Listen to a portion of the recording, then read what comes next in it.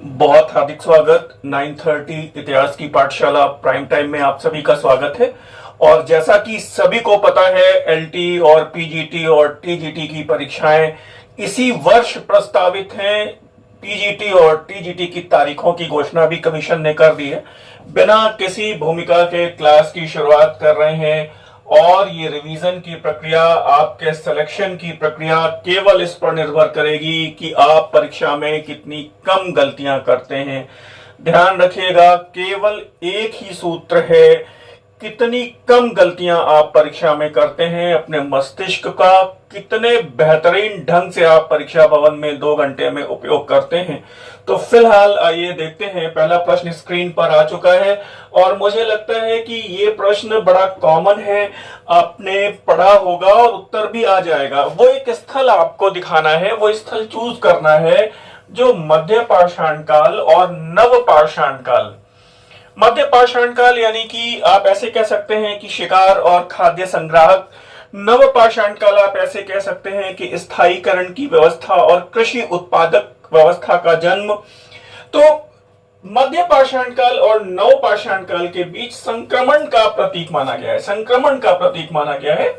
ध्यान दीजिएगा, वस्तुतः यह स्थल आखेट संग्राहक, देखिए आगे क्लैरिफाई हो रहा है, और प्रारंभिक कृषि में संक्रमण का प्रतिनिधित्व करता है। वो स्थल कौन सा है? मेहरगढ़ है, कोलडेवा है, लौरा देवा है या फिर चौपानी मांडो है। और मुझे उम्मीद है आप यहाँ पे जवाब दे पाएंगे और बेहतरीन ढंग से देखिएगा, गलती मत करिएगा, कहीं भी ऐसा ना हो जाए कि आप मेहरगढ़ को चुने और यहाँ पर जवाब है चौपानी मांडो। ध्यान दीजिएगा, ये इंपॉर्टेंट बात है, यहाँ पर ये जरूरत है ध्यान देने की। चौपानी मांडो, आपको पता है यहाँ पे वन्य चावल का प्रमाण मिला है। वन्य चावल यानी कि ये मध्य पाषाण काल और नव पाषाण काल के बीच संक्रमण का जो काल है वो दर्शाता है। एक खास बात यह है कि यहाँ पर हस्त निर्मित मृदभांड, विश्व के प्राचीनतम हस्त निर्मित मृदभांड भी यहीं से मिले हैं। ये बात ध्यान रखिएगा। एक बड़ी बात है, ऐसा कहते हैं कि मृदभांड निर्माण कला का जन्म कब हुआ, किस कालखंड में हुआ। बहुत ध्यान से सुनिएगा मेरी बात को। मृदभांड निर्माण कला का जन्म किस काल में हुआ? वो मध्य पाषाण काल की बात है। आप कहेंगे सर कैसे? हस्त निर्मित मृदभांड है, हस्त निर्मित मृदभांड चौपानी मांडो से है और ये विश्व के प्राचीनतम हस्त निर्मित मृदभांड है चौपानी मांडो। फिर कहते हैं चाक पर बने मृदभांड, तो बिल्कुल ठीक बात है, नव पाषाण काल में है। पहिए का आविष्कार, बिल्कुल ठीक बात है, नव पाषाण काल में।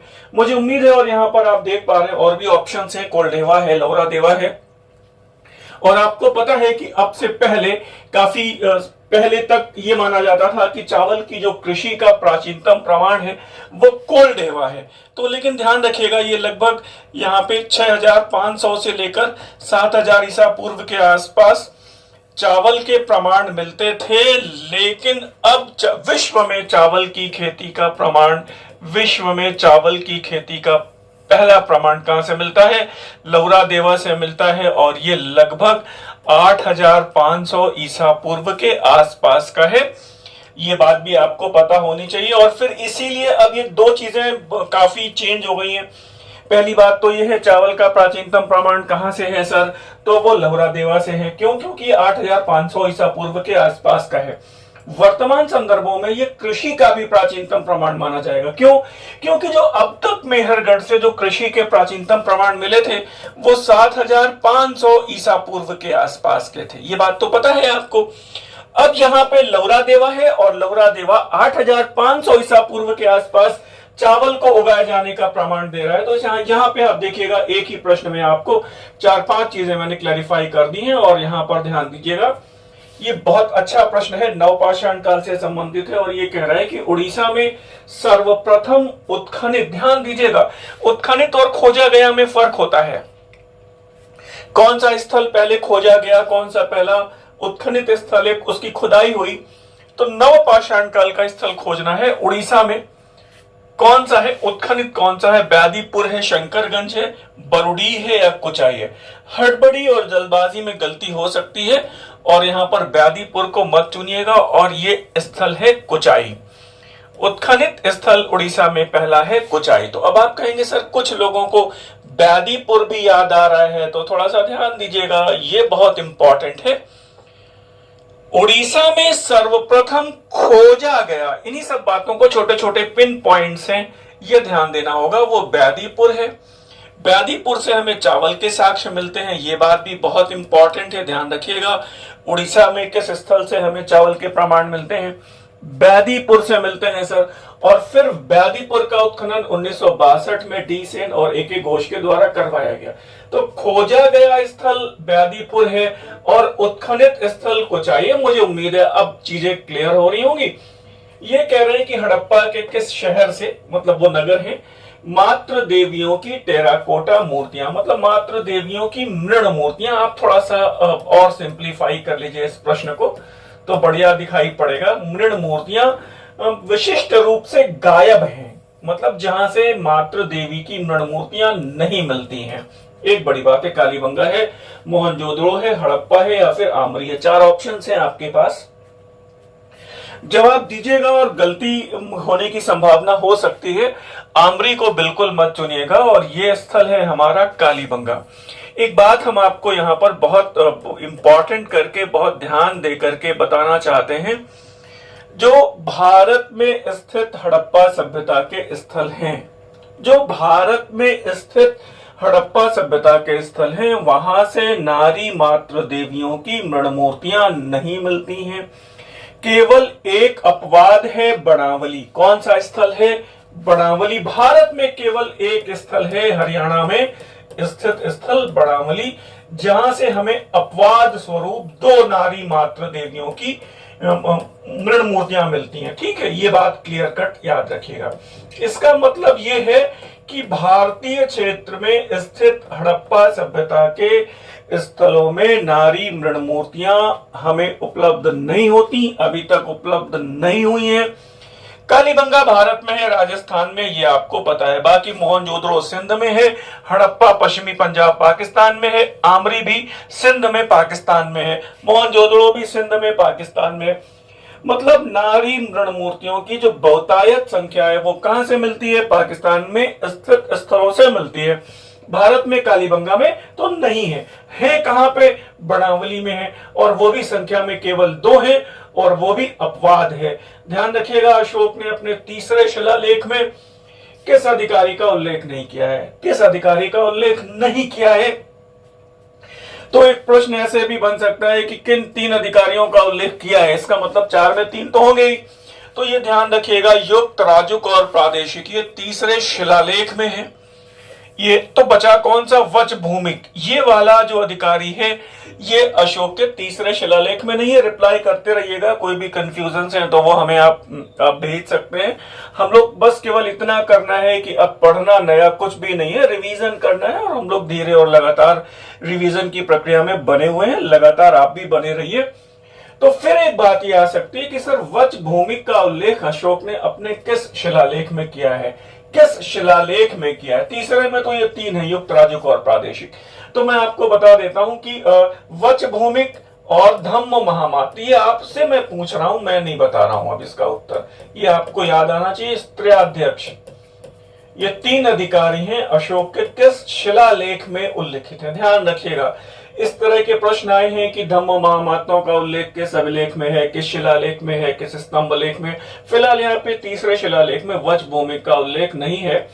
और एक बात ये आ रही है, कौटिल्य अपने अर्थशास्त्र में ये कहते हैं कि भ्रष्टाचार, सत्ता में भ्रष्टाचार को न्यूनतम किया जा सकता है, समाप्त नहीं किया जा सकता। क्यों? क्योंकि सत्ता अपने साथ भ्रष्टाचार लेकर ही आती है। खास बात यह है कि कौटिल्य ने भ्रष्टाचार, रिश्वतखोरी, बिक्री कर की चोरी, इन सब बातों के लिए मृत्युदंड की व्यवस्था की है। इसके बाद भी कौटिल्य स्वीकार करते हैं, क्या कहते हैं कि आर्थिक पदों पर नियुक्त युक्तों को, ओहो मैंने बता ही दिया जवाब आपको, अब लीजिए साहब, कोई बात नहीं, चलिए। आर्थिक पदों पर, यहां पर फिल इन द ब्लैंक्स करना है तो यहां पर युक्त भरा जाएगा। ध्यान रखिएगा, युक्तों को रिश्वत लेते हुए वैसे ही नहीं देखा जा सकता जैसे मछली को जल में पानी पीते हुए नहीं देखा जा सकता। इसका मतलब यह है कि रिश्वतखोरी और वहां पर जो भी है भ्रष्टाचार की जो न्यूनतम सीमा भले ही रही हो, कौटिल्य ये स्वीकार करते हैं कि यहाँ पर आर्थिक पदों पर भ्रष्टाचार व्याप्त था और इसमें युक्त लिप्त थे। मेरी बात समझ में आ रही होगी। आगे देखिएगा, ये कह रहे हैं कि पोम्पई ये स्थल इटली में है, ठीक है। ध्यान रखिएगा, कुषाण काल की बनी हुई कौन सी वस्तु मिलती है? हाथी दांत की बनी हुई कनिष्क की मूर्ति मिलती है, या फिर भगवान शिव की, या फिर माता लक्ष्मी की, या फिर भगवान बुद्ध की मूर्ति मिलती है। पोम्पई इटली से बात हो रही है, कुषाण काल की बात हो रही है। बहुत अच्छा प्रश्न है, और एलटी के लिहाज से और पीजीटी के लिहाज से बहुत अच्छा प्रश्न है। खास बात यह भी है, आप रिप्लाई कर सकते हैं। आपने 2018 में एलटी का पेपर देखा होगा, 7 वर्षों के बाद आपकी ये एलटी की परीक्षा आयोजित होने जा रही है, वैकेंसी आई है। सबसे बड़ी बात यह है कि 2018 के प्रश्न, बहुत सारे प्रश्न पेपर आपके पास होगा तो ठीक है, नहीं होगा तो हम एक बार 2018 का पेपर भी फिर से डिस्कस कर देंगे, पूरे उसके प्रश्न 120 प्रश्न। आज भी उसके 3 या 4 प्रश्न ऐसे हैं जो छात्रों के लिए अनुत्तरित बने हुए हैं, अभी भी छात्र कंफ्यूजिंग स्टेज में है। सबसे बड़ी बात ध्यान रखिएगा कि एलटी का पेपर, पीजीटी का पेपर कोई भी हो, मैं अभी टीजीटी की बात नहीं कर रहा हूं, टीजीटी का पेपर भी स्टैंडर्ड होगा, लेकिन एलटी और पीजीटी का पेपर बहुत स्टैंडर्ड आने वाला है। परंपरागत पढ़ाई से आपको थोड़ा सा आगे बढ़ना पड़ेगा, ध्यान रखिएगा। और यहाँ पर अगर आपने बुद्ध की प्रतिमा को रिप्लाई किया है सर, तो ये गलत हो जाएगा, और ये लक्ष्मी की मूर्ति मिलती है, ध्यान रखिएगा। पता नहीं कौन सा प्रश्न कहां पर डिसाइडिंग हो जाए। और सबसे बड़ी बात यह है कि हम लोगों का अभी देखिएगा, जो पीसीएस का आरओ का पेपर हुआ है, एआरओ का, उसमें भी आपके टेस्ट सीरीज से बहुत सारे प्रश्न आए हैं। समुद्रगुप्त की बात हो रही है, उसके विजय अभियानों की बात हो रही है, और समुद्रगुप्त ने अपने विजय अभियानों में बहुत सारी युद्ध नीतियों का प्रयोग किया है। और ये कह रहे हैं कि आर्यावर्त के युद्धों में कौन सी युद्ध नीति का प्रयोग किया उसने? आत्मनिवेदन करन्योपायन, या फिर सर्वकर दानाज्ञाकरण प्रणामागमन, आप देखते रहिएगा। और फिर वो कह रहे हैं प्रसवोद्धरण या फिर ग्रहण मोक्षानुग्रह। सब पता है, उत्तर भारत आर्यावर्त में समुद्रगुप्त ने जितने भी राजा थे उनको परास्त करके उनका उन्मूलन कर दिया, और तदनुसार ये प्रसवोद्धरण उनके राज्यों को प्रत्यक्ष नियंत्रण में ले लिया। तो उसके द्वारा अन्य नीतियां भी अपनाई गई, और ये नीतियां कब कब कहां कहां पे अपनाई गई, थोड़ा सा एक्सप्लेनेशन है। बेहतर होगा आप इसका स्क्रीनशॉट ले लेंगे तो और भी बेहतर होगा। आप देखिएगा, अपने विजय अभियानों में दक्षिणा पथ में ग्रहण मोक्षानुग्रह की युद्ध नीति का अनुसरण किया। दक्षिण पथ मतलब दक्षिण भारत के अभियानों में, कि वहां के राजाओं को विजित किया और फिर उनके राज्य उन्हीं को वापस कर दिया, उनसे केवल करों को लेकर संतुष्ट हो गया। फिर देखिएगा, सीमावर्ती यानी प्रत्यंत राज्यों में उसने सर्वकर दानाज्ञाकरण प्रणामागमन गरुत्मंडक की युद्ध नीति का अनुसरण किया। ध्यान दीजिएगा, सर्वकर सभी करों का दान करिए, हमारी आज्ञाओं को मानिए, हमारी राज की मुहर का प्रयोग करिए, मतलब हमारी अधीनता में शासन करिए। विदेशी राज्यों में उसने आत्मनिवेदन कन्योपायन युद्ध नीति, मतलब वो पाणी ग्रहण संस्कार, कन्योपायन मतलब कन्या का विवाह, अपने राजकुल की कन्याओं का विवाह हमारे राजकुल में कर दीजिए, इस तरह की युद्ध नीतियों का वो उपयोग करता है। फिलहाल ये देखिएगा, लकुलिश पाशुपत संप्रदाय के समुदाय पर प्रकाश डालता है। गुप्त काल का वो अभिलेख है, स्कंदगुप्त का भीतरी अभिलेख है, या फिर मंदसौर है, या फिर मथुरा अभिलेख है, या फिर चंद्रगुप्त द्वितीय का मथुरा अभिलेख है। बहुत ध्यान से जवाब दीजिएगा, गलती ना हो। और पाशुपत संप्रदाय की बात हो रही है, और ये गुप्त काल में बात हो रही है, और ये चंद्रगुप्त द्वितीय का आपको पता है वो मथुरा अभिलेख है। बहुत इंपॉर्टेंट है ये प्रश्न, बहुत बहुत बहुत इंपॉर्टेंट है, और मुझे लग रहा है ये प्रश्न कई बार अलग अलग परीक्षाओं में पूछा भी गया है, और मुझे उम्मीद है आपको जवाब भी पता है। आगे देखिएगा, ये कह रहे हैं कि महावीर चरित मालती माधव, देखिएगा एक एक प्रश्न बड़ा क्लियर है। और उत्तर रामचरित के रचनाकार, मतलब यहाँ पर ये 3 किताबें हैं, उनकी रचना किसने की है? भवभूति ने की है। वो किसके दरबार में है, ये इंपॉर्टेंट बात है। मालवा के शासक यशोधर्मन के दरबार में, कन्नौज के शासक यशोवर्मन के दरबार में, या फिर कांची के पल्लव शासक नरसिंह वर्मन प्रथम के दरबार में, या फिर बंगाल के सेन शासक लक्ष्मण सेन के दरबार में। और मुझे लग रहा है इसका जवाब आप दे पाएंगे, और अगर गलती हो सकती है कर जाएं, मत करिएगा। ये नरसिंह वर्मन प्रथम गलत है, और ये कन्नौज के यशोवर्मन है, ध्यान रखिएगा। और यशोवर्मन और यशोधर्मन में थोड़ा सा फर्क रखिएगा, नहीं फिर इसमें भी गलती हो सकती है। तो यहाँ पे कन्नौज के शासक वो यशोवर्मन के यहाँ है। आगे देखिएगा, चोल राज्य में एकल इकाई के रूप में शासित, ध्यान दीजिएगा, एकल इकाई के रूप में शासित विशाल ग्राम को क्या कहा गया है? नाडु, कोट्टम, कुर्रम, या फिर तनियोर। और मुझे उम्मीद है आप जवाब देंगे, और जल्दबाजी यहां भी करने की जरूरत नहीं है, तनियोर। वेरी वेरी वेरी इंपॉर्टेंट और कुर्रम दिमाग में आ जाता है तो मुश्किल हो जाएगी। एकल इकाई के रूप में तयूर है, ये बात बहुत इंपॉर्टेंट है। और प्रश्नों में आप देखा करिए कि 10 प्रश्न में आपने कितने प्रश्न अब तक गलत कर दिए। ठीक है, थोड़ा सा ध्यान दीजिएगा। ये भारतीय इतिहास, विज्ञान, दर्शन से संबंधित कथनों पर विचार करना है, थोड़ा सा ध्यान दीजिएगा। आचार्य कपिल को ब्रह्मांड विज्ञान के जनक के रूप में जाना जाता है, फादर ऑफ कॉस्मोलॉजी के रूप में जाना जाता है। मुझे लगता है ये प्रश्न आप कर पाएंगे। क्यों? क्योंकि शायद ये प्रश्न मैंने कुछ दिन पहले किसी न किसी लेक्चर में डिस्कस किया था, तो बिल्कुल ये भी सही है। फादर ऑफ कॉस्मोलॉजी, ब्रह्मांड विज्ञान के जनक कपिल हैं। और ऋषि पाराशर को भारतीय संदर्भों में, ध्यान रखिएगा, भारतीय संदर्भों में वनस्पति विज्ञान के जनक के रूप में जाना जाता है। ठीक है, विश्व के संदर्भ में वो जैसे आप कह सकते हैं थियोफ्रस्टस है, फादर ऑफ बॉटनी, थियोफ्रस्टस है, ध्यान रखिएगा। फिर यहाँ पे चरक चिकित्सा के जनक हैं, तो भारतीय रेफरेंस में चिकित्सा के जनक है, ध्यान रखिएगा। इंपॉर्टेंट बात है। क्यों? क्योंकि प्रश्न को देखिएगा, भारतीय इतिहास के संदर्भ में बात हो रही है ना, वर्ल्ड के इतिहास में बात नहीं हो रही। क्योंकि वर्ल्ड के इतिहास में अगर आप बात करेंगे तो चरक चिकित्सा के जनक हैं भारतीय संदर्भों में। विश्व के संदर्भों में फिर फादर ऑफ मेडिसिन हो जाएंगे हिप्पोक्रेटस, याद होना चाहिए आपको।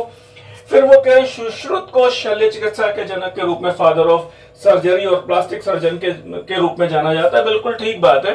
तो कुल मिला के उपर्युक्त सभी कथन सही हैं। तो यहाँ पे तद अनुसार कौन सा विकल्प आएगा? डी वाला विकल्प आएगा। ध्यान रखिएगा, गलतियां ना हो। कभी रेखा गणित के जनक यूक्लिड है। रेखा गणित की भारतीय संदर्भों में शुरुआत कहां से है? शुल्ब सूत्रों में है। मुझे उम्मीद है ये सारी बातें आपको बेहतरीन ढंग से पता है। आगे बढ़े, हम आपको एक केवल विनम्रता पूर्वक एक सूचना दे देते हैं। हम लोगों की ये प्रैक्टिस सेट अमृत संजीवनी एंशिएंट हिस्ट्री 3000 प्रश्न है टॉपिक वाइज। भारतीय इतिहास के संदर्भों में ये आपकी प्रैक्टिस पुस्तिका अमृत संजीवनी प्राचीन भारतीय इतिहास से संबंध रखती है। टॉपिक वाइज प्रागैतिहासिक काल से लेकर राजपूत काल तक इसमें 3000 प्रश्नों का टॉपिक वाइज संकलन है। एज वेल कठिन प्रश्नों की व्याख्या दी हुई है। मेडवल इंडिया की आप देख सकते हैं, ये 2500 अमृत गंगा अरबों के आगमन से शुरू होती है और ये 2500 प्रश्न है। इसमें टॉपिक वाइज है, मुगल, मराठा सब कुछ शामिल है, दिल्ली सल्तनत, विजयनगर, बहमनी सब कुछ है इसमें। मेडवल इंडिया में 2500 प्रश्नों का टॉपिक वाइज संकलन है। और फिर फाइनली आप देख पा रहे हैं अमृत मंजरी मॉडर्न इंडिया की है, भारतीय राष्ट्रीय आंदोलन 2000 प्रश्नों का टॉपिक वाइज संकलन है। कठिन प्रश्नों की विस्तार से व्याख्या भी दी हुई है, आपके रिवीजन में काफी मदद करेंगी ये तीनों प्रैक्टिस सेट। ये 7500 मतलब स्पेशलाइज्ड प्रश्नों का संकलन है कठिन प्रश्नों की व्याख्या के साथ। और अगर आप इन तीनों पुस्तकों को मंगाना चाहते हैं तो बेहतर है, स्क्रीन पर नंबर दिए हैं। और अगर लगता है कि नहीं तीनों कंबाइंड एक ही मंगा लें तो ये 3000 प्रश्नों का संकलन है। 3400 प्रश्न कह सकते हैं, लगभग 3400 प्रश्न है इसमें। 3000 प्लस अमृत कलश के नाम से टॉपिक वाइज है, प्रागैतिहासिक काल से लेके भारत की आजादी तक जाती है ये पुस्तिका। 3400 प्रश्न है, प्रैक्टिस सेट है, टॉपिक वाइज है। इसमें कठिन प्रश्नों की कुछ प्रश्नों की व्याख्या मिलेगी, अधिकांश प्रश्नों की व्याख्या आपको नहीं मिलेगी। व्याख्या के साथ वो 7500 प्रश्नों का संकलन है। आप चाहें तो पर्याप्त समय है आपके पास, आप अपने रिवीजन की प्रक्रिया में इन प्रैक्टिस सेट को शामिल कर सकते हैं जैसा आपको बेहतर लगे। फिलहाल स्क्रीन पर ये नंबर दिए होते हैं, पुस्तकों के बारे में आप जानकारी प्राप्त कर सकते हैं। फिलहाल इसको देखिए। विश्व के संदर्भ में चिकित्सा के जनक हिप्पोक्रेटस है, मैंने आपको बताया। वनस्पति विज्ञान के जनक थियोफ्रस्टस हैं। जीव विज्ञान, जंतु विज्ञान, राजनीति विज्ञान के जनक अरस्तु हैं, ये आपको पता ही है, अरस्तु नाम सामने लिखा हुआ है। और रेखा गणित के जनक यूक्लिड है। ठीक है, आगे देखिएगा यहाँ पर ये कह रहे किस शासक को दक्षिणापथ का ईश्वर कहा जाता है। एक बेहतरीन प्रश्न है, किस शासक को दक्षिणापथ का ईश्वर कहा गया है? पुलकेशिन द्वितीय है, कृष्ण तृतीय है, वशिष्ठ पुत्र पुलमावी है, या फिर शातकर्णी प्रथम है। ध्यान रखिएगा, गलत हो सकता है, गलती मत करिएगा। और ये यहाँ पे वशिष्ठ पुत्र पुलमावी भी नहीं है और शातकर्णी प्रथम भी नहीं है, और यहाँ पर कृष्ण तृतीय है। बहुत अच्छा जवाब दे रहे हैं कुछ छात्र। मुझे उम्मीद है ये प्रश्न आपको काफी मदद करेंगे। और बेहतर बात यह है कि जितने भी छात्र क्लास में हैं, लगातार मुझसे जुड़े हुए हैं, वो रिप्लाई कर दिया करें तो बेहतर होगा। थोड़ा सा इसको देख लीजिए, रिमार्क यहाँ पर काफी प्रश्न आपको कवर कर रहा है। शातकर्णी प्रथम को दक्षिणापथ पति कहा गया है, और प्रश्न क्या है यहाँ पर? दक्षिणापथ का ईश्वर कृष्ण तृतीय, ठीक है ना। फिर वशिष्ठ पुत्र पुलमावी दक्षिणापथेश्वर हैं। दक्षिण भारत के अशोक कौन है? अमोघ वर्ष हैं। और फिर फाइनली राष्ट्रकूट कृष्ण तृतीय दक्षिणापथ के ईश्वर हैं। फिलहाल प्रसिद्ध संस्कृत प्रेम काव्य चौर पंचाशिका की रचना किसने की थी? चौर पंचाशिका की रचना किसने की? कल्हण, अल्हण, बिल्हण या फिर लक्ष्मीधर। और फिर ध्यान रखिएगा यहाँ पर गलती ना हो। और फिर ये चौर पंचाशिका बहुत इंपॉर्टेंट है, कई बार पूछा गया है। अल्हण को मत चुनिएगा। और ये बिल्हण है। और बिल्हण की एक बड़ी फेमस रचना है विक्रमांक देव चरित, आपको पता है किसके दरबार में थे, ये भी आपको पता है। और लक्ष्मीधर की एक रचना आप मुझे बता दीजिए। और वो कृत्य कल्प तरु, याद शायद आया हो आपको। और ये सब प्रश्न हमेशा पूछे जाते हैं, ध्यान रखिएगा। लक्ष्मीधर हमेशा, कल्हण आपको पता ही है, बिल्हण आपको पता ही है, जल्हण आपको पता ही है। तो फिलहाल आगे बढ़ रहे हैं। और ये देखिएगा, अलाउद्दीन खिलजी के बाजार नियंत्रण तंत्र का भाग नहीं है। ध्यान दीजिएगा, अलाउद्दीन खिलजी के बाजार नियंत्रण तंत्र का भाग नहीं है, बाजार नियंत्रण की बात हो रही है। अब ऐसे सरल प्रश्न भी छात्र गलत कर दे रहे हैं, तो ऐसे प्रश्न गलत ना हो। बाजार नियंत्रण तंत्र का भाग नहीं, दीवाने रियासत है सर, है बाजार विभाग ही है ये तो। शहनाई मंडी बिल्कुल ठीक है। बरीद एवं मुनहेस, हाँ बिल्कुल, ये बाजार के गुप्तचर भी थे, ये भी हैं। तो कह रहा है नहीं है, नहीं है का मतलब दीवाने मुस्तखराज नहीं है, ये भू राजस्व वसूली से संबंधित विभाग है। बकाया भू राजस्व की वसूली किस विभाग के तहत की गई, किसकी जिम्मेदारी थी? तो वो दीवाने रियासत है ना।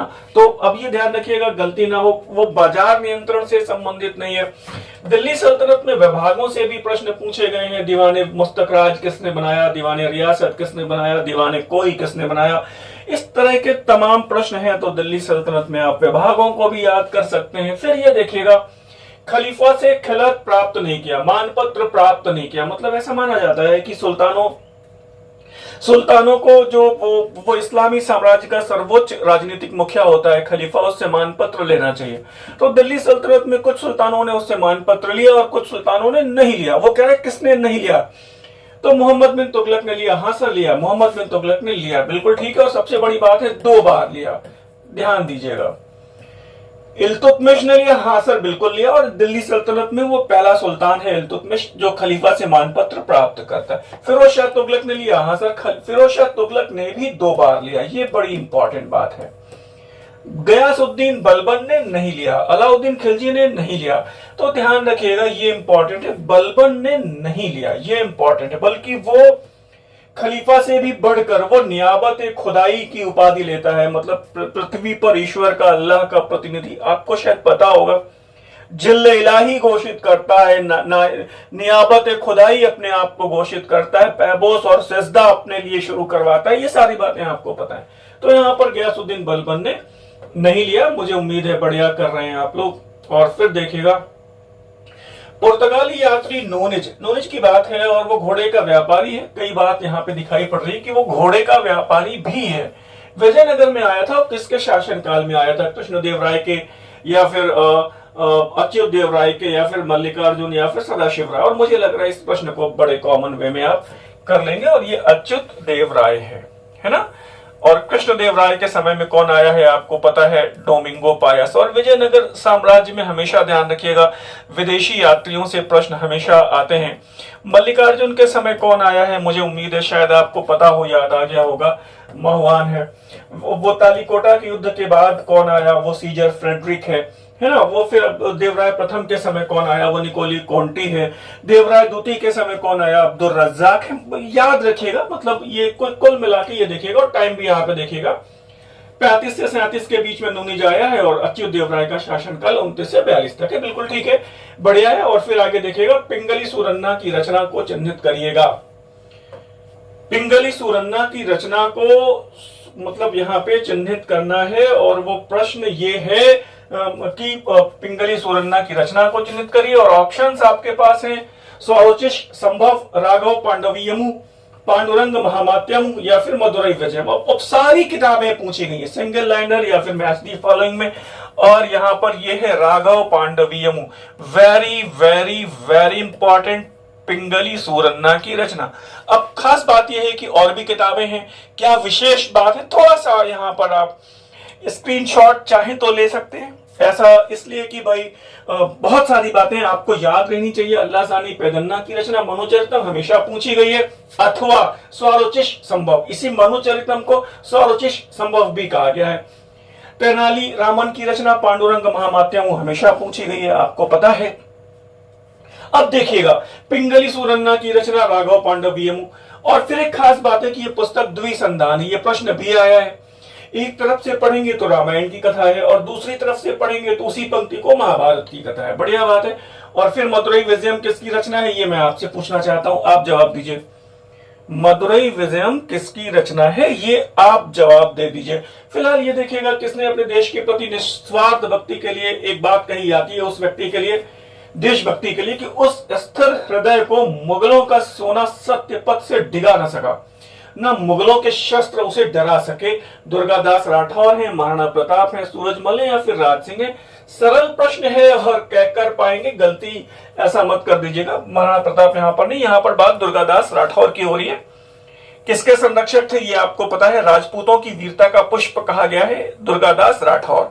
ध्यान रखिएगा, बहुत अच्छे प्रश्न हैं, सारे प्रश्न अच्छे हैं और जो प्रश्न आपके सिलेक्शन में निर्णायक हो जाए वो सर्वाधिक अच्छा है। और जिस प्रश्न की वजह से, कंफ्यूजन की वजह से आप का कुछ नुकसान हो जाए या नुकसान होने की संभावना हो जाए, फिर वो बहुत बहुत बहुत इंपॉर्टेंट है। फिर देखिएगा शिवाजी ने अफजल खान के पास किसे अपना राजदूत बना के भेजा था। शिवाजी ने अफजल खान के पास, ध्यान दीजिएगा, शिवा ने अफजल के पास किसको भेजा था, कृष्णाजी भास्कर को, जीवोजी महाल को, शंभूजी कावजी को, पंताजी गोपीनाथ को। और जल्दबाजी में जवाब मत दीजिएगा, कृष्णाजी भास्कर को मत चुनिएगा, पंताजी गोपीनाथ को भेजा था। Very very very important. आप कहेंगे सर कृष्णाजी भास्कर हमें याद आ रहा है, तो ध्यान रखिएगा अफजल खान ने कृष्णाजी भास्कर को भेजा था। अफजल खान ने कृष्णाजी भास्कर को पहले शिवाजी के पास भेजा था। कृष्णाजी भास्कर से शिवाजी ने कुछ गुप्त बातें जान ली और फिर पंताजी गोपीनाथ को अपना दूत बनाकर उन्होंने अफजल खान के पास भेजा था। मुझे उम्मीद है कर पाएंगे। बढ़िया से देखिएगा, अगला प्रश्न 57 के विद्रोह से है और नया प्रश्न है और बेहतरीन प्रश्न है कि मध्य प्रदेश मांडला क्षेत्र में राजगढ़ की उस वीरांगना का नाम चिन्हित करिएगा जिन्होंने 4000 सैनिकों की एक फौज तैयार की, अंग्रेजों से लड़ते हुए वीरगति को प्राप्त हुई। एनसीईआरटी का प्रश्न है और आप कर पाएंगे। यहाँ पे रानी चन्नम्मा को मत चुनिएगा। और जलकारी बाई आपको पता है वो झांसी में रानी की सहायिका है, रानी लक्ष्मीबाई की। और यहाँ पर सही जवाब है अवंतीबाई लोधी। अच्छा प्रश्न है। एलटी के लिए एक बड़ी बात यह है कि आप कम से कम एनसीईआरटी को जरूर पढ़िएगा। एलटी के लिए बहुत सारे प्रश्न, कम से कम 30 प्रश्न आपको एनसीईआरटी से मिलेंगे। और हमारी एक पुस्तक अभी 20 अगस्त तक हार्डली आपको उपलब्ध हो जाएगी। 6th, 7th, 8th, फिर 11th, 12th पुरानी और नई एनसीईआरटी को मिलाकर लगभग 2500 प्रश्नों का व्याख्या के साथ संग्रह आपको मिलेगा 20 अगस्त तक। तो वो एलटी के लिए बहुत इंपॉर्टेंट होगी, उस पुस्तक का आप इंतजार करिए। तो फिलहाल जैसे ये प्रश्न है एनसीईआरटी लिखा हुआ है वो सब उसमें नोटेड होगा और उसमें होगा। आगे बढ़े, फिर जाने से पहले हम लोग एक बात ये आपको बताना चाहते हैं, वो हमेशा की तरह ये मॉडर्न इंडिया का जो नए छात्र जुड़ रहे हैं उनके लिए सूचना है। मॉडर्न इंडिया की हम लोगों की अमृत मंजरी है। 2000 प्रश्नों का टॉपिक वाइज संकलन है, कठिन प्रश्नों की व्याख्या के साथ है, टॉपिक वाइज है। मिडल इंडिया की अमृत गंगा है, 2500 प्रश्न है, टॉपिक वाइज है। अरबों के आगमन से शुरू हो रही है और फाइनली आप एंशिएंट हिस्ट्री की हम लोगों की अमृत संजीवनी है, 3000 प्रश्न है। प्रागैतिहासिक काल से शुरू हो रहा है, टॉपिक वाइज है, आप देख सकते हैं, मंगा सकते हैं। 7500 प्रश्नों का संकलन, प्रमाणिक प्रश्नों का संकलन, बेहतरीन प्रश्नों का संकलन, ऐसे प्रश्न जो आपकी परीक्षा में कोई इंपॉर्टेंट रोल प्ले कर जाएं।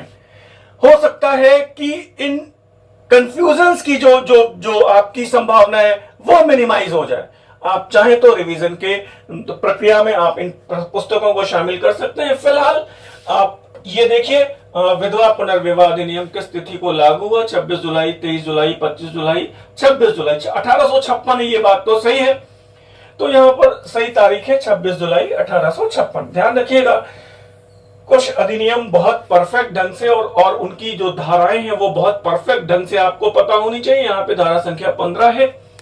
इसी तरह सती प्रथा अधिनियम है, इसी तरह वो दास प्रथा अधिनियम है, उनकी धाराएं भी आप याद रखिएगा। बहुत सारे अच्छे अच्छे प्रश्नों का कलेक्शन है।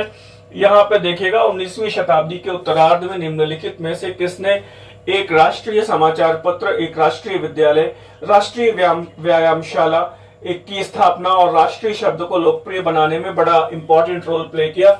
ज्योतिन्द्रनाथ टैगोर हैं, राजनारायण बोस हैं, या फिर नव गोपाल मित्रा हैं, या फिर सत्येंद्रनाथ टैगोर हैं? आप देख के जवाब दीजिएगा और गलती ना हो किसी भी दशा में यहाँ पर आप सत्येंद्रनाथ टैगोर को मत चुनिएगा, ये नव गोपाल मित्रा हैं। एक आपको जाते जाते, अभी हम लोग कंटिन्यू रहेंगे क्लास में, एक सूचना विशेष और आपको देना चाहते हैं। एक गुप्त मंत्र ऐसे समझ लीजिए आप, वो ये है कि जिन्हें एलटी देना है, सबसे बड़ी बात है उनके लिए अभी मुख्य परीक्षा भी है, और हमारा मुख्य परीक्षा, हम सारा प्रोग्राम यही YouTube पे ही करा देंगे। कैसे प्रश्नों की फ्रेमिंग करनी है, कैसे राइट डाउन करना है, वहां पे बहुत सारे प्रश्न 200 शब्दों में लिखने हैं, 300 शब्दों में लिखने हैं। आपको लेखन का अभ्यास नहीं है, तो प्रश्नों को कैसे फ्रेमिंग करनी है और कैसे लिखना है और शब्दों में कैसे लिखना है, इस पर हमारे लिए आप अभी कुछ दिनों तक वेट करिए। आपके लिए हम एक विशेष सेशन शुरू करेंगे, लगातार लेखन के लिए हम आपको मौका देंगे, यही क्लास में लेखन भी करवाएंगे और आपके लेखन को रीचेक भी करेंगे। आप व्हाट्सएप के माध्यम से भेजिएगा। यहां पर नव गोपाल मित्र है, और चूंकि ये ध्यान दीजिएगा, लोक सेवा आयोग, उत्तर प्रदेश लोक सेवा आयोग इस परीक्षा को कंडक्ट कराएगा, तो ध्यान रखिएगा। एक और मंत्र यहां पर आपको दे रहा हूं, एक और सूत्र आपको दे रहा हूं, ऐसा कह लीजिए। वो सूत्र ये है कि कम से कम पिछले 15 वर्षों के पीसीएस के, जीएस के पेपर, जो इतिहास के प्रश्न आए हैं पीसीएस में, ध्यान रखिएगा, जीएस में जो इतिहास के प्रश्न आए हैं वो जरूर आप ध्यान रखिएगा। वो हम करा भी देंगे क्लास में। उसका रीजन ये है कि कुल मिला के वहां से 20 से 25 प्रश्न आ सकते हैं। क्यों? क्योंकि पीजीटी, टीजीटी और एलटी की परीक्षा की तैयारी करने वाले छात्रों का ध्यान उधर पीसीएस वगैरह की परीक्षा पे बहुत ज्यादा नहीं होता है। तो फिलहाल अगले प्रश्न की ओर जाइए। इस प्रश्न का उत्तर आपको मिल चुका है, नव गोपाल मित्रा। और यहाँ पर देखिएगा, बंगाल में मुस्लिम पुनर्जागरण के पिता कौन है, और देखते ही जवाब आ जाना चाहिए। और यहाँ पर बाकी सारे ऑप्शन गलत हैं, और यहाँ पे जवाब है अब्दुल लतीफ। बंगाल के मुस्लिम पुनर्जागरण के पिता अब्दुल लतीफ है, आपको पता है। और एक्सप्लेनेशन थोड़ा सा दिया हुआ है, आप इसका स्क्रीनशॉट ले लीजिए, नोट कर लीजिए, दिमाग में लिख लीजिए। अगर याद है तो ठीक है, नहीं याद है तो ध्यान रखिएगा। 1863 में इन्होंने कोलकाता में मोहम्मद या मोहम्मदन, ऐसा कह सकते हैं, मोहम्मदन लिटरेरी सोसाइटी की स्थापना की थी। फिर देखिएगा, राष्ट्रवादी प्रतिमा विज्ञान में भारत माता अथवा मदर इंडिया किसका प्रसिद्ध चित्र है? ध्यान दीजिएगा, मदर इंडिया, भारत माता का चित्र किसने बनाया था? और ये प्रश्न कई बार आया है। राजा रवि वर्मा, अवनींद्रनाथ टैगोर, गगनेंद्रनाथ टैगोर, या फिर नंदलाल बोस। और यहाँ पर सही जवाब है अवनींद्रनाथ टैगोर। आप बता पाएंगे, सरल प्रश्न है। Indian oriental of arts school की स्थापना कब हुई? किसको छात्रवृत्ति मिली? कितने लोग उसमें शामिल थे? याद आ रहा होगा। मैं यहाँ पे जवाब नहीं दे रहा हूं, इसलिए कि थोड़ा सा आपको अपने मस्तिष्क को भी यूज करने का मौका मिले। और इस प्रश्न को देखिएगा, अच्छे प्रश्नों की श्रृंखला में, किस आंदोलन के दौरान स्वतंत्रता प्राप्त करने के लिए शपथ का उल्लेख मिलता है? प्लेज ऑफ इंडिपेंडेंस की आधिकारिक रूप से घोषणा की गई, स्वदेशी आंदोलन, असहयोग आंदोलन, सविनय अवज्ञा आंदोलन, या फिर भारत छोड़ो आंदोलन। और यहाँ पर बहुत कुछ करने की जरूरत नहीं है, भारत छोड़ो आंदोलन मत चुनिएगा। आपको पता है लाहौर अधिवेशन 1929 याद आ रहा है, स्वतंत्रता की घोषणा, स्वतंत्रता दिवस 26 जनवरी 1930, और फिर उसके बाद स्वतंत्रता की प्रतिज्ञा, स्वतंत्रता की शपथ कहां पे ली गई? सविनय अवज्ञा आंदोलन के दौरान। और ये देखिए, आपके पास एक्सप्लेनेशन है, आप नोट करिएगा। यहां पर 26 जनवरी 1930 को लाहौर कांग्रेस में पूर्ण स्वराज्य के लिए, स्वतंत्रता प्राप्त करने के लिए शपथ की घोषणा पड़ी गई। और फिर आप देखते हैं वो 26 दिसंबर 1929 भारतीय स्वतंत्रता की घोषणा में स्पष्ट रूप से कहा गया कि हम भारतीय, वो शपथ क्या थी? अन्य लोगों की भांति स्वतंत्र रहने, अपने परिश्रम के फल, जीवन की आवश्यकताओं का आनंद और विकास के पूर्ण अवसरों का लाभ उठाने के अपरिहार्य अधिकार में विश्वास करते हैं। हमारा यह भी विश्वास है कि यदि कोई सरकार लोगों को उनके इस अधिकार से वंचित करती है, उनका दमन करती है, तो लोगों को यह अधिकार है कि वे उसे बदल दें या समाप्त कर दें। ब्रिटिश सरकार ने न केवल भारतीयों को उनकी स्वतंत्रता से वंचित किया है, अपितु अपने आप को उनके शोषण के आधार पर स्थापित भी किया है। ये बात बहुत इंपॉर्टेंट है और भारत को ब्रिटेन से अपने सभी संबंध तोड़ लेने चाहिए, अंग्रेजों से अपने सभी संबंध तोड़ लेने चाहिए और पूर्ण स्वराज्य और पूर्ण स्वतंत्रता प्राप्त करनी चाहिए। और ये घोषणा पढ़ी गई थी। कांग्रेस ने 26 जनवरी 1930 को स्वतंत्रता दिवस के रूप में मनाया और इस दिन भी ये आधिकारिक रूप से इस घोषणा को पढ़ा गया। मुझे उम्मीद है अब चीजें क्लियर हो रही होंगी, अच्छे प्रश्न दिखाई पड़ जाते हैं। और फिर देखिएगा, सविनय अवज्ञा आंदोलन के दौरान उड़ीसा में नमक सत्याग्रह का नेतृत्व किसने किया था? उड़ीसा में नमक सत्याग्रह का नेतृत्व किसने किया था? ध्यान रखिएगा, केलप्पन है, सी राजगोपालाचारी है, देवनेशन चंद्रन है या फिर गोपाल बंधु चौधरी है। और यहाँ पर ध्यान रखिएगा, सही जवाब गोपाल बंधु चौधरी हैं सर। ये ध्यान रखिएगा, उड़ीसा की बात हो रही है, तमिलनाडु और केरल की बात नहीं हो रही है। तो अब आपको ये केलप्पन कहाँ पे है और सी राजगोपालाचारी कहाँ पर है, ये आपको पता होगा। और क्या क्या डेवलपमेंट हुआ है, सब कुछ आपको पता है। अगले प्रश्न की ओर जाइए। ये देखिए, यहाँ पर थोड़ा सा एक्सप्लेनेशन भी दिया हुआ है। उड़ीसा, बालासोर है ना, कटक एवं पुरी जिलों के तटीय क्षेत्रों में नमक सत्याग्रह का नेतृत्व किसने किया? गोपाल बंधु चौधरी ने किया। अगले प्रश्न की ओर जाइए। नीचे दी गई तालिका को मैच करिए। किताबें मैच करने के लिए आती हैं, घटनाएं मैच करने के लिए आती हैं। तो रविंद्रनाथ टैगोर की बात हो रही है, तो यहाँ पे गोरा उनका उपन्यास है। बंकिम चंद्र चटर्जी की बंग दर्शन है 3-4। आरपी दत्ता की इंडिया टुडे है, आपको पता है 1। वैलेंटाइन शिरोल की इंडियन अनरेस्ट है। वो तिलक को भारतीय शांति का जनक भी कहते हैं, आपको पता है। तो तद अनुसार यहाँ पर 3-4-1-2 जवाब आ रहा है। और तद अनुसार आप देखिएगा यहाँ पर 3-4-1-2 मतलब डी पर विकल्प आ रहा है। फिलहाल आज का सेशन समाप्त करने का वक्त है। हम लोग 9:30 प्राइम टाइम इतिहास की पाठशाला में लगातार मिलते रहेंगे। कोशिश करते हैं आप लगातार पहले जुड़िए हमारे साथ, फिर अभी एलटी के लिए मेंस का प्रोग्राम पूरी तरह से हम लोग कोशिश करेंगे कि आपको जो जो महत्वपूर्ण टॉपिक हैं, उनके जो जो महत्वपूर्ण प्रश्न है, उसको पूरा फ्रेम आउट यहाँ पे कर दें। उसके उत्तर यहीं पर डिक्टेट करके हम आपको लिखवा दें और फिर कुछ नए प्रश्न हम आपको लिखने के लिए दें और आप उन्हें लिख करके हमें रिप्लाई करिए। तो फिलहाल आज हम लोग विदा ले रहे हैं। बहुत शुभकामनाएं। आज विदा दीजिए। धन्यवाद। नमस्कार।